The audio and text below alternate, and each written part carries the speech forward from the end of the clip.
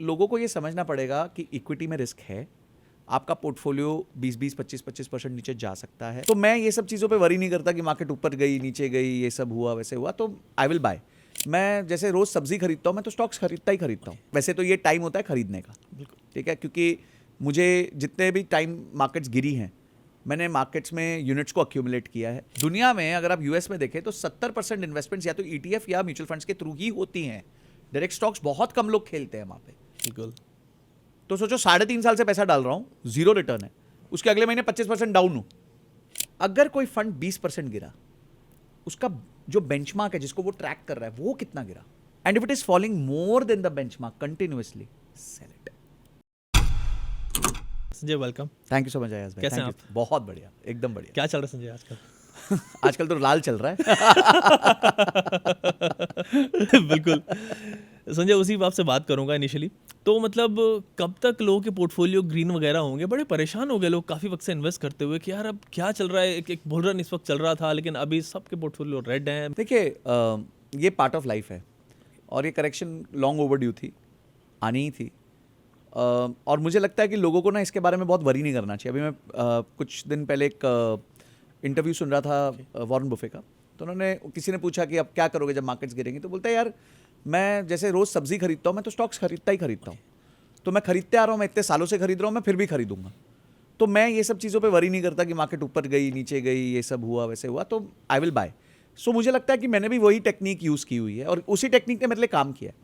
आपने अगर allocation right किया है, आपने कोई म्यूचुअल फंड सिर्फ इसलिए नहीं खरीदा क्योंकि उसने पिछले 1 साल में 30, 40, 50% रिटर्न दिया है, आपको पता है कि आपने वो म्यूचुअल फंड क्यों खरीदा है, आपके गोल सेट है, तो फिर आपको चिंता किस बात की है? बिल्कुल। अभी जैसे मैंने जब अपना फाइनेंशियल इंडिपेंडेंस का गोल तय किया था, तो मैंने तय किया था मैं 40 तक अचीव कर लूंगा। वो बाय चांस मार्केट्स अच्छी होगी तो मैं 38, 39 में अचीव कर गया। तो दैट वाज मेरी मार्केट्स की मेहरबानी थी मेरे पे। पर अगर यही मार्केट्स खराब होती तो शायद 40 की जगह 42 पे अचीव कर लेता। तो इसमें कोई बहुत बड़ा डिफरेंस नहीं आता मेरे लाइफ में। So I think people should stop worrying about what market is doing. वो उनके कंट्रोल में नहीं है। Do things which are in your control. अगर आपको लगता है, वैसे तो ये टाइम होता है खरीदने का, ठीक है, क्योंकि मुझे जितने भी टाइम मार्केट्स गिरी हैं, मैंने मार्केट्स में यूनिट्स को अक्यूमुलेट किया है, क्योंकि जब वो मार्केट्स फिर उठती है 5 साल बाद, 6 साल बाद, अचानक से इतने सारे यूनिट्स हो जाते हैं कि थोड़ा भी फर्क होता है तो बहुत बड़ा वैल्यू क्रिएट हो जाता है। तो मैं तो चाहता हूं कि अगर किसी के फेवरेट कपड़ों की दुकान पे सेल लग जाए, 20%, 30%, बाय 1 गेट 1 फ्री, तो लोग फटाफट लाइन लगा के कपड़े खरीद लेंगे। पर अगर किसी के फेवरेट म्यूचुअल फंड पे डिस्काउंट लग जाए तो वो नहीं खरीदता। तो वो उस टाइम मेरे को मैसेज आता है कि बेचना है मेरे को। तो आई थिंक ये मानसिकता जब तक लोग रखेंगे तो वो पैसा नहीं बना पाएंगे। संजय भाई, आपने बड़ा इंपॉर्टेंट बात की है कि एलोकेशन राइट हो, लेकिन एक आम आदमी, एक आम बंदा जिसने अभी अभी इन्वेस्टिंग स्टार्ट की है, फॉर एग्जांपल मान लीजिए 1 साल हुआ, 2 साल हुआ, उसने इधर उधर देखा, फेसबुक पे देखा, आपकी वीडियोस मान लीजिए देख ली, बड़ी पॉपुलर होती हैं आपकी वीडियोस एंड शॉर्ट्स, तो वो एलोकेशन कैसे समझे कि एलोकेशन राइट कैसे होनी? देखिए, जैसे आप एक डाइटिशियन के पास जाते हैं तो वो आपको बताता है कि आपके मील में कितना क्या होना चाहिए, कार्बोहाइड्रेट्स कितना होना चाहिए, प्रोटीन्स कितना होना चाहिए, मीठा कितना होना चाहिए, ये सब आपको बताता है। उसी तरीके से आपको एक फाइनेंशियल प्लानर के पास जाना है। लोग क्या करते हैं ना, ये बात बहुत अंडर एस्टिमेट करते हैं कि मुझे फाइनेंशियल प्लानर के पास नहीं जाना, और क्योंकि क्या है कि उनको लगता है यार ये तो खर्चा है मेरे लिए। बिल्कुल। पर वो निवेश करने वाले 10 साल के लिए, 5 साल के लिए, 15 साल के लिए। अगर आप एक राइट फाइनेंशियल एडवाइजर के पास पहुंच गए तो वो आपको गाइडेंस दे सकता है, वो आपको बता सकता है आपके गोल्स अचीव करने के लिए आपको क्या, कहाँ पैसा डालना चाहिए, कितना डालना चाहिए। फॉर एग्जाम्पल किसी का गोल था कि उसको 3 साल में गाड़ी चाहिए। अब उसने 2 साल पहले देखा मार्केट्स में अभी आया, अब उसने देखा यार 3 साल में मेरे को गाड़ी चाहिए, सबसे ज़्यादा रिटर्न्स तो स्मॉल कैप देते हैं। बिल्कुल। तो मैं काम करता हूँ, मैं स्मॉल कैप में निवेश करना चालू करता हूँ। अब वो सर पकड़ के बैठा होगा। एग्जैक्टली। क्योंकि अब उसको दिख गया होगा कि गोल अचीव नहीं होगा। अब अगर वो किसी फाइनेंशियल प्लानर के पास जाता, वो उसको स्मॉल कैप में पैसा डालने ही नहीं देता। वो कहता आपका गोल 3 साल का है ना, तो आप स्मॉल कैप में नहीं डाल सकते, आपको थोड़ा डालना इक्विटी। वैसे तो आपको ज्यादा डेट में डालना चाहिए अगर छोटा गोल है, पर अगर आप इक्विटी में डालना भी चाहते हो तो आप अल्ट्रा लार्ज कैप में डालो, निफ्टी 50 में डालो, ठीक है, या फिर आप हाइब्रिड फंड्स में डालो, इस तरह के फंड्स में डालो। पर अगर कोई ये नौसिखिया है जिसको लग रहा है कि यार रिटर्न्स 36% आ रहे हैं साल के, 30% आ रहे हैं साल के, अरे भाई वो तो पिछले 2 साल, 3 साल, 4 साल में ना। तो और म्यूचुअल फंड में रिस्क आप तब ज़्यादा ले सकते हो जब आपके गोल की अवधि लंबी होती है। तो जितना आपका गोल लंबा होगा उतना ही आप रिस्क ज़्यादा ले सकते हो। फाइन।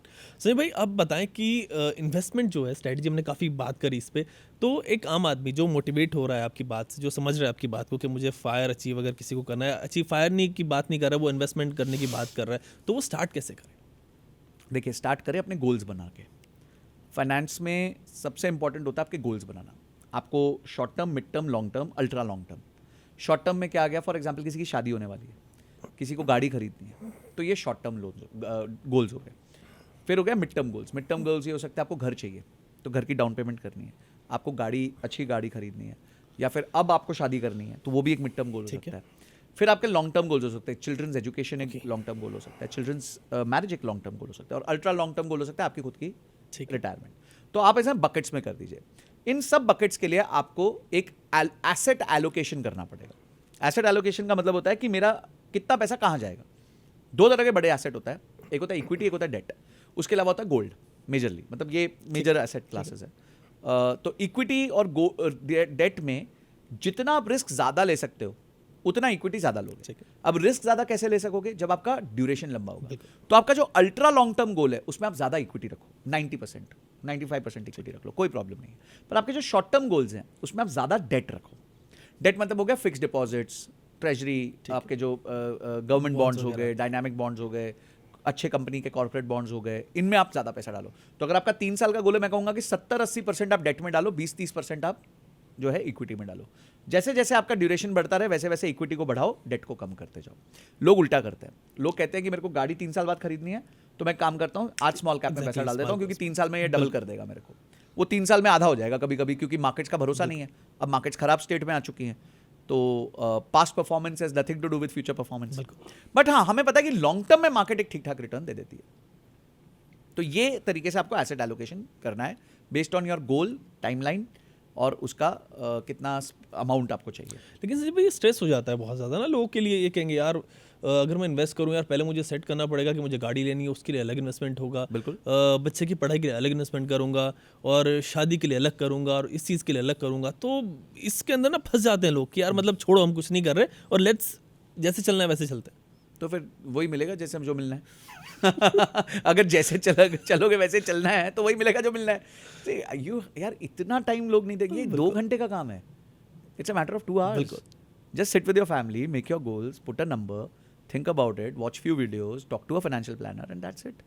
लोग दिन में 1-1 घंटा जिम जाते हैं ना। बिल्कुल। मैं तो 2 घंटा टोटल मांग रहा हूँ कि 2 घंटा टोटल बैठ जाओ, राइट क्वेश्चनिंग करो, इससे होगा क्या, अचीव होगा क्या, गारंटी है, कितना रिस्क है, क्या है। अच्छा, कुछ लोग का रिस्क टॉलरेंस बहुत कम होता है, तो आप इक्विटी में आओ मत, क्यों आ रहे हो भाई? अगर आप में इतना रिस्क नहीं है कि आप अपने पोर्टफोलियो को 20% नीचे जाते हुए देख सकते हो, तो प्लीज इक्विटी में मत आओ, क्योंकि हमने तो 40-40% नीचे जाते हुए देखा है पोर्टफोलियो को, फिर वापस आते हुए भी देख लिया है। अब मैं आपको यस भाई बताता हूँ, मैंने एक म्यूचुअल फंड चालू किया था 30,000 रुपये महीने का, ठीक है, अक्टूबर 2016 में। फरवरी 2020 आते आते उसका रिटर्न 0% था। 3.5 साल 0% रिटर्न था। इसका मतलब क्या है? इतने में तो लोग भाग जाते। एग्जैक्टली। अरे यार क्या पागल है, इससे अच्छा तो एफडी में डाल देता, ये कर देता, वो कर देता। अभी सर्कस खत्म नहीं हुआ, अभी सर्कस चालू हुआ। मार्च आ गया 2020, पोर्टफोलियो 25% कोविड वाला, बिल्कुल। तो सोचो 3.5 साल से पैसा डाल रहा हूँ, 0 रिटर्न है, उसके अगले महीने 25% डाउन हूँ, पर फिर भी एसआईपी नहीं रोकी। आज वो फंड में टोटल मिला के 30 लाख रुपए के आसपास गए हैं। 30,000 पर मंथ डाल रहा था, और उस फंड की वैल्यू 80 लाख है। मैंने क्या किया, जब नीचे गया तब भी कुछ नहीं किया, जब ऊपर गया तब भी कुछ नहीं किया, तो चुपचाप इन्वेस्ट करता रहा। बिल्कुल। तो आई थिंक लोगों को ये समझना पड़ेगा कि इक्विटी में रिस्क है। आपका पोर्टफोलियो 20-20, 25-25% नीचे जा सकता है, पर आपको स्टिक रहना पड़ेगा, क्योंकि भारत कहीं खत्म नहीं हो रहा, यहाँ पे न्यूक्लियर बम नहीं गिर रहा, और न्यूक्लियर बम गिर गया फिर कुछ नहीं बचा, तुम्हारे को वैसे पैसे की जरूरत नहीं पड़ेगी, तुम चिंता मत बिल्कुल। करो। ठीक है, उस दिन के लिए गोल्ड रख लो, एग्जैक्टली। थोड़ा गोल्ड खरीद के रख लो, बस यही तरीका है। बिल्कुल। संजय भाई आपने बात की कि पोर्टफोलियो नीचे चले गया, देन फिर पॉजिटिव रिटर्न आया, तो म्यूचुअल फंड में टिपिकली कितना टाइम लगता है पॉजिटिव रिटर्न्स के लिए? एक रिसर्च की गई थी कि 7 साल की अवधि में म्यूचुअल फंड कभी भी नेगेटिव रिटर्न नहीं देता। ओके। और मुझे भी यही लगता है कि कोई भी व्यक्ति अगर म्यूचुअल फंड में आए या म्यूचुअल फंड में निवेश करे, तो वो एटलीस्ट 7 से 10 साल का अवधि रखे, खासकर इक्विटी फंड्स में, और risk, high risk equity funds में एक 7 से 10 साल की अवधि को मद्देनजर रखते हुए ही आए, नहीं तो मत आए। और अपने म्यूचुअल फंड को एलोकेशन कैसी होनी चाहिए? स्मॉल कैप में कितना हो, लार्ज कैप में कितना हो, फ्लेक्सी कैप में कितना हो? एक तो आप यही बता दीजिए लोगों को, स्मॉल कैप होता क्या है, फ्लेक्सी कैप क्या होता है, लार्ज कैप क्या होता है? लोगों को ये भी आइडिया नहीं है बहुत सारा। देखिए भारत में ना 3 प्रकार की कंपनियां होती हैं, ठीक है। सबसे पहले होती है लार्ज कैप। लार्ज कैप मतलब भारत देश की 100 सबसे बड़ी कंपनी, वो लार्ज कैप मानी जाती है। उनको आप मार्केट कैपिटलाइजेशन के हिसाब से डिसेंडिंग ऑर्डर में डाल दो, तो जैसे रिलायंस हो गई, HDFC बैंक हो गया, ICICI, state bank of India, TCS, Infosys, ITC, Unilever, ये सारी लार्ज कैप कंपनीज हैं। फिर आती है mid cap companies. Mid cap companies होती हैं जो लार्ज कैप के बाद की 150 कंपनियां हैं। तो 101 रैंक से लेकर 250वां रैंक जिस कंपनी का है वो मिड कैप कहलाती है, जो मिडिल कैपिटलाइजेशन कंपनीज होगी। और तीसरा, उसके बाद जितनी भी नीचे कंपनीज बचती हैं उसको स्मॉल कैप कहा जाता है, यानी कि छोटी कैपिटलाइजेशन की कंपनीज है। अब देखिए भारत में अगर आपको पैसा बनाना है तो अब रिलायंस में अगर आप पैसा डालते हैं तो वो 10 साल में 10 गुना होना बहुत मुश्किल है, एग्जैक्टली। क्योंकि बहुत बड़ी कंपनी है। पर अगर एक कोई छोटी कंपनी है जो भी पैदा हुई है और जिसमें रिटर्न्स मतलब आ रहे हैं, अभी बिजनेस बन रहा है, तो वो डेफिनेटली आपको अच्छा पैसा दे सकती है, पर रिस्क ज़्यादा हो सकता है वो खत्म ही हो जाए बीच में। तो स्मॉल कैप कंपनीज में आपको अच्छा रिटर्न्स मिलने के चांसेस मिलते हैं, पर रिस्क बहुत होता है।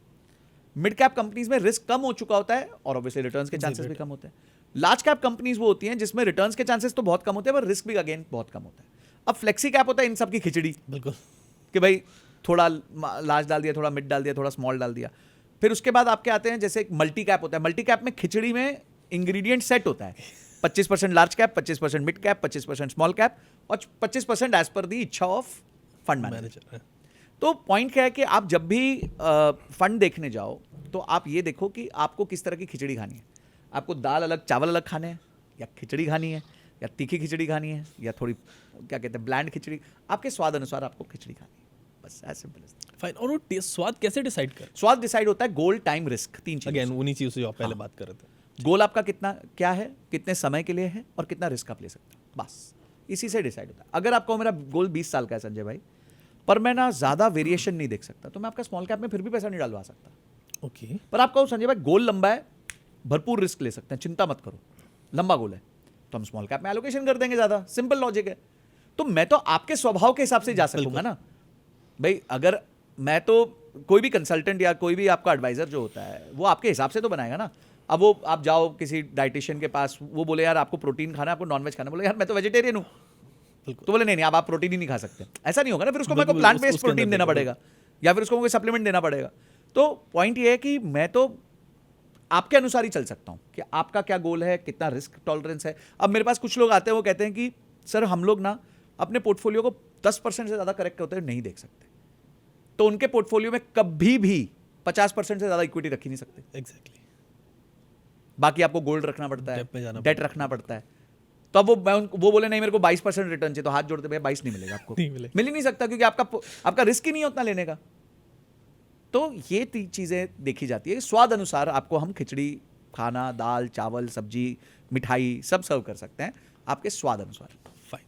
एक चीज़ और आती है संजय भाई कि मतलब मान लीजिए जब SIP में लोग इन्वेस्ट करते हैं, म्यूचुअल फंड की तरफ जाते हैं, रूट लेते हैं ये, तो लोगों को ये भी रहता है जैसे कि पिछले 2-3 साल में रहा बुल मार्केट रही, 30-30%, 50-50% रिटर्न मिल गया, तो लोगों की ये आदत बन जाती है कि यार ये इतना ही रिटर्न मिलता है म्यूचुअल फंड में, इतना पैसा लगने से आपने पहले ही बात की थी, तो आइडियली कितना रिटर्न एक्सपेक्ट करना चाहिए, ये भी बड़ा इंपॉर्टेंट है। एक बार वॉरेन बुफे ने सब लोगों से पूछा, सब बैठे थे सामने ये पत्रकार, और सबसे पूछा कि आपको पता है कि रिश्ता लंबा निभाने का सबसे अच्छा तरीका क्या है। ओके। तो किसी ने बोला कि ट्रस्ट होना चाहिए, किसी ने बोला ज़्यादा टाइम एक दूसरे के साथ स्पेंड करो, और सब ने थीसिस दी। तो उसने बड़ी अच्छी बात बोली, उसने बोला रिश्ता लंबा निभाने का एक ही वो है तरीका है, तो क्या बोलते हैं, अपेक्षा कम रखो। ओके। बिल्कुल। Keep less expectations. ये क्या है, जैसे अभी तो वैलेंटाइंस वीक भी आ गया, तो बॉयफ्रेंड गर्लफ्रेंड होता है ना, बॉयफ्रेंड बोलता है यार मैं तेरे लिए चांद तारे तोड़ लाऊंगा, ये कर लाऊंगा, वो कर लाऊंगा, तो शादी के बाद तो वो मिलता ही नहीं है। एग्जैक्टली नहीं मिलता। तो आई थिंक उस टाइम पे फिर लड़की को लगता है यार तब तो इसने बहुत एक्सपेक्टेशन बिल्ड करी थी, बहुत हाइप बिल्ड करी थी, अब देखो गायब हो सबको गया। सुनने को मिलता। तो उसको सुनने में, पर वो पहले बोलता था देख भाई मैं तो इतना कर सकता हूँ, जमता है तो बता, बिल्कुल। और वो जम जाता, तो बाद में कंप्लेन करने का अपॉर्चुनिटी कम होता। तो आई थिंक अगर आपको स्टॉक मार्केट के साथ लंबा रिश्ता निभाना है, 40 साल 30 साल का रिश्ता, देखो मेरे को तो 18 साल हो गया आज, तो 18 साल में एक अच्छा रिश्ता निभाया मेरा, मेरे को स्टॉक मार्केट ने बहुत कुछ दिया है, पर मैंने स्टॉक मार्केट से बहुत ज़्यादा अपेक्षा ही नहीं करी थी। मेरी अपेक्षा हमेशा 12 से 14% थी। अभी जब मार्केट्स अच्छी थी तो मेरा IRR जिसे हम कहते हैं, रिटर्न्स कहते हैं, वो 19-20% तक चला गया था पूरे पोर्टफोलियो का। तो मेरे को सब बोले क्या जीनियस, मतलब मैं जीनियस नहीं हूँ भाई, मार्केट अच्छी चल रही है, ये जो ऊपर का 6% है ना, ये अभी हमारे को तोहफा मिला हुआ है, एग्जैक्टली कभी भी लिया जा सकता है। और आज देखो वही जो 20% का IRR वाला पोर्टफोलियो था, आज गिर के 14 साढ़े 14 पे आ गया है। हमें फ़र्क ही नहीं पड़ता क्योंकि हमारी अपेक्षा ही 12 से 14 थी। तो मुझे ऐसा लगता है कि आप अपेक्षा को रखो 12% के आसपास, पर अपेक्षा ये रखो कि मैं कमाऊं अगले 30 साल, और आप देखो आप कैसे वेल्दी बनते हो। और मैं आपको इसका एक सिंपल इक्वेशन देखता हूँ, सिंपल इक्वेशन। कहते हैं पहला 1 करोड़ मुश्किल है, हाँ बिल्कुल, ठीक है, समझो वो 1 करोड़ लाने में आपको 15 साल लग गए, ठीक है, किसी को 20 लग गए, किसी को 15 लग गए, मैं 15 लेता हूँ एक बार। अब 15 साल बाद 1 करोड़ आपके अकाउंट में पड़ा है म्यूचुअल फंड में, और मैं ये मानता हूँ कि वो हर 6 साल में डबल होता है, 12% के हिसाब से हर 6 साल में डबल होता है। तो 6 साल बाद अब वो कितना हो जाएगा? 21 में 2 करोड़, 2 करोड़ हो गया। उसके बाद 6 साल में कितना हो जाएगा? 4 करोड़, उसके बाद 6 साल में कितना होगा? 8, फिर 16, फिर 32। 32, तो अगर आप उस दिन से लेके अगले 30 साल इस फंड को छोड़ भी दोगे ना, कुछ भी नहीं करोगे, तो भी ये 1 करोड़ का 32 करोड़ हो जाएगा। ये पावर ऑफ कंपाउंड, ये पावर ऑफ कंपाउंडिंग। जो लोग मतलब सोचते नहीं, मतलब हाँ। एकदम निकल जाते हैं। उनको ना एक्चुअली, जैसे मैं आपको एक क्वेश्चन पूछता हूँ, 8 + 8 + 8 कितना होगा? 24, 8 × 8 × 8 कितना होगा? एग्जैक्टली, दैट इज मुश्किल होता है। तो लोग है ना कंपाउंडिंग की पावर को ही नहीं समझ पाते, उनको पता ही नहीं चलता कि यार लाइफ में ऐसा कुछ हो भी सकता है। क्या बात कर, अभी जैसे मैं आपको बताता हूँ, एक फंड था मेरा जिसका पहला यूनिट मैंने खरीदा था 7-8 साल पहले ही स्टार्ट हुआ होगा, जिसका पहला यूनिट मैंने खरीदा था शायद 35 रुपए में। ओके, आज उसका वैल्यू है 210 रुपीज़। कितने साल में? 8 साल में, 8-9 साल में 7 गुना हो गया। 7, मैंने क्या किया उसके लिए? कुछ नहीं, अगर आप ये देखो कि आपका तो टाइम जा रहा ही नहीं ना इसमें, लीस्ट टाइम लगा के आप एक अच्छा रिटर्न कमा रहे हो, FD से ज़्यादा कमा रहे हो, बिल्कुल, इन्फ्लेशन से बेटर कमा रहे हो, कंपाउंड कर रहा है। सबसे बड़ी बात है कंपाउंड कर रहा है। एक होता है रिटर्न कमाने को, तो उसको कंपाउंड करना, दो अलग चीज़ें। तो फिर क्यों आप इतना स्ट्रेस ले रहे हो? संजय भाई, म्यूचुअल फंड में एलोकेशन कितना % होना चाहिए, ये भी बड़ा इंपॉर्टेंट हो जाता है। ठीक है, मतलब किसी का स्वाद अनुसार उसने मतलब अपना गोल वगैरह सब सेट कर लिया, तो फिर वो एक आम आदमी, फॉर एग्जांपल एक एग्जांपल ले लेते हैं, उसको 15 साल के लिए 10 साल के लिए इन्वेस्ट करना है, तो कितना % वो स्मॉल कैप में रखे, कितना % वो मिड कैप में रखे, और कितना % वो लार्ज कैप में रखे? देखिए 10 साल की अवधि के लिए अगर वो करे, और उसका रिस्क टॉलरेंस, अगेन क्वेश्चंस वापस मोटा मोटी घूम के वहीं आते हैं, पर अगर हम इसमें देखें कि एक बंदा बोलता है मैं रिस्क लेने को तैयार हूँ, ठीक है, मुझे एक 10 साल में गोल अचीव करना है मेरा, और वो अमाउंट सेट हो जाए, और या तो स्टेप अप SIP के थ्रू या फ्लैट SIP के थ्रू, दोनों तरीके से करा जा सकता है। वो कह सकता है सर आज मेरे पास ज़्यादा नहीं है स्टार्ट करने को, पर मैं हर साल इसको 7-8-10% बढ़ा सकता हूँ, तो उस हिसाब से हम प्लान कर लें।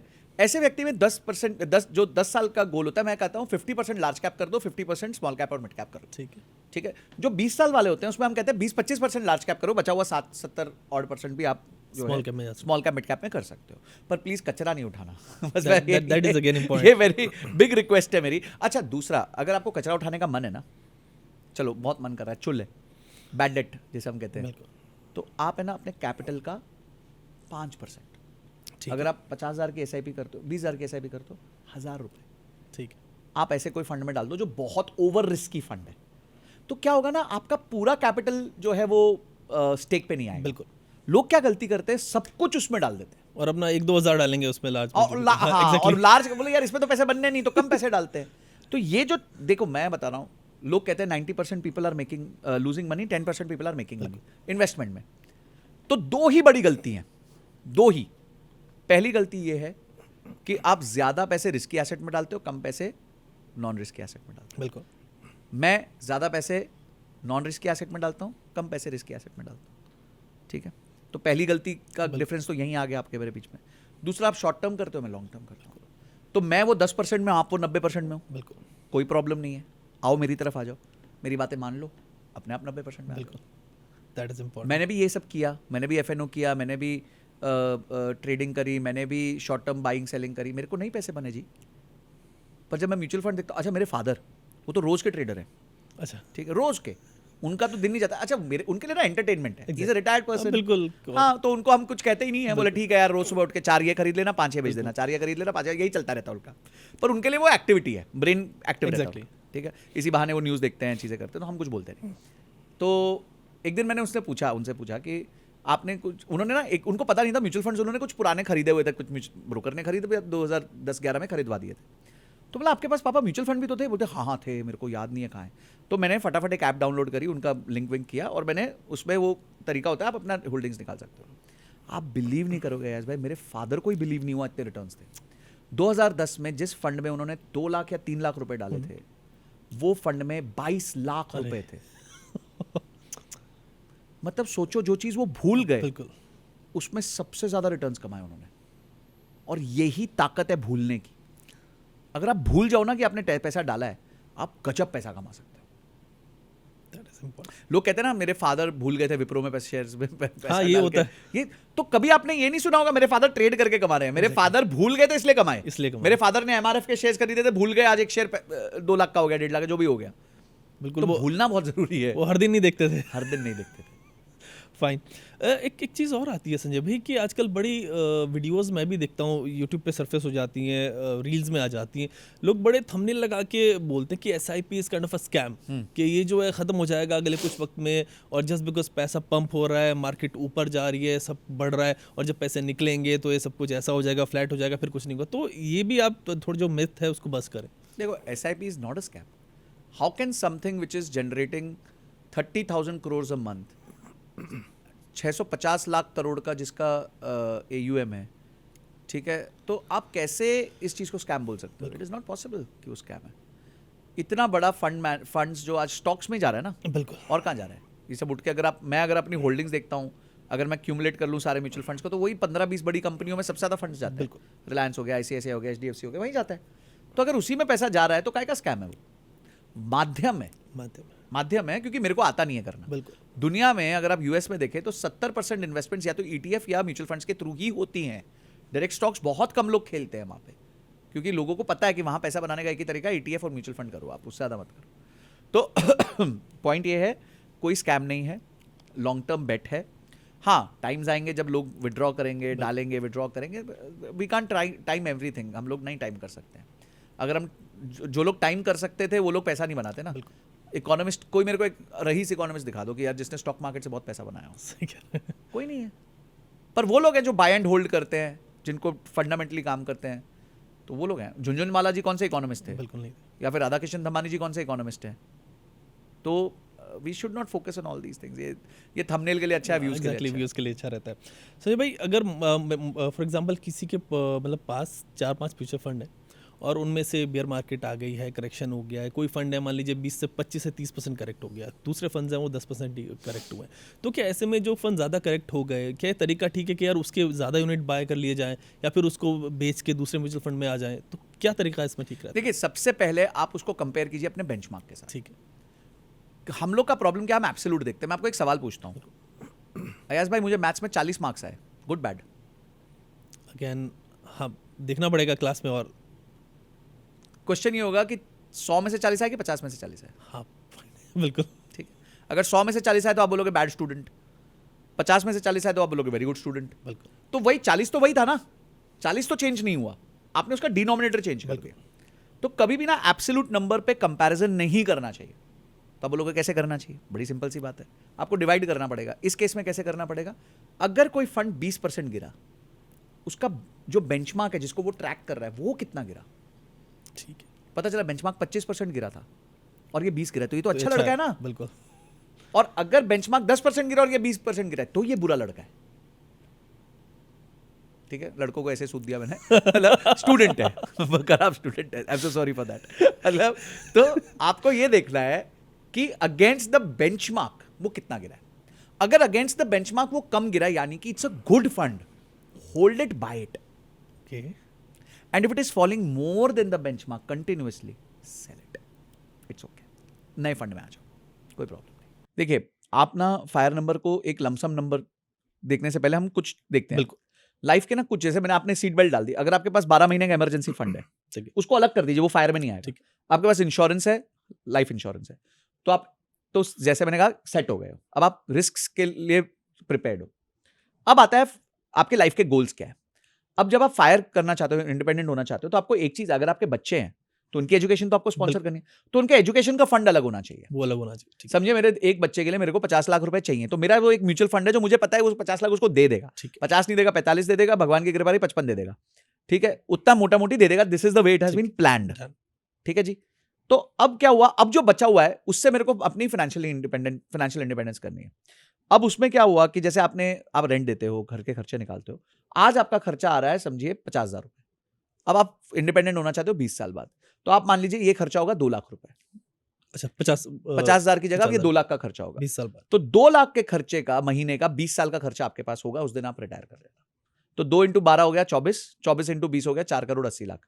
तो 4-5 करोड़ के आसपास जब आपके पास नंबर होगा, बाय बाय कर सकते तो अगर किसी का खर्चा 50,000 रुपए महीने का है, तो 4 करोड़ के अराउंड उसके पास होगा। 4 हाँ, करोड़ अगर वो 20 साल में रिटायर करना 20 साल में रिटायर करना चाहता है, और अगर वो 10 साल में करना चाहता है तो उसको सेविंग बढ़ानी पड़ेगी तो अपनी। नहीं, तो आप 50,000 की जगह लाख हो जाओगे। ठीक। तो लाख में आपका जो आपको रिक्वायरमेंट आएगी वो आएगी करीबन 2.5 से 3.5 करोड़ की। 2.5 करोड़ रुपए। तो अगर आप 10 साल बाद 2.5 करोड़ रुपए जमा कर सकते हो, अपार्ट फ्रॉम जो मैंने चीजें बोली। ओके, ये खर्चा अलग है, किसकी शादी का खर्चा हाँ, हुआ, वो सब अलग है, स्कूल का खर्चा वो हुआ, सब दैट इज अलग है। डिफरेंट, मतलब वो वो सब अलग काउंटेड है। नहीं है। वो काउंटेड नहीं है, वो तो लाइफ गोल एग्जैक्टली। वो उसके बाद आपको रिटायर होना है। रिटायर का मतलब क्या होता है कि अब मेरे पे कोई मेरे पे लाइबिलिटी कोई नहीं है, liability नहीं। तो ये है वो रिटायरमेंट।